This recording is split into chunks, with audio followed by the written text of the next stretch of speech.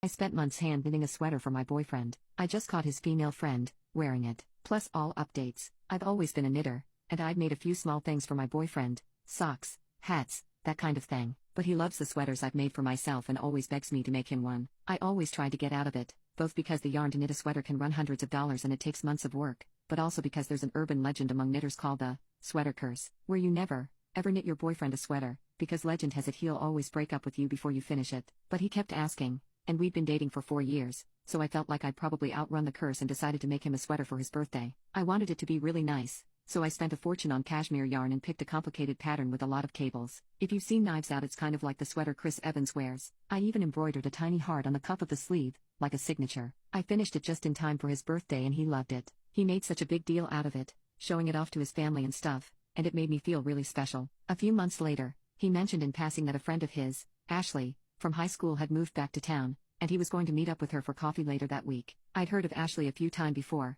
usually the subject of them doing some crazy poop when they were kids that almost got them arrested. She always sounded like fun. I told him that was awesome, and asked if I could tag along sometime to meet her, and he said yes. Everything seemed above board and we'd been together for so long that it honestly didn't even cross my mind to be jealous. But a few months later, he started unexpectedly canceling our plans at the last minute and taking his phone into the bathroom and just generally draping himself in red flags.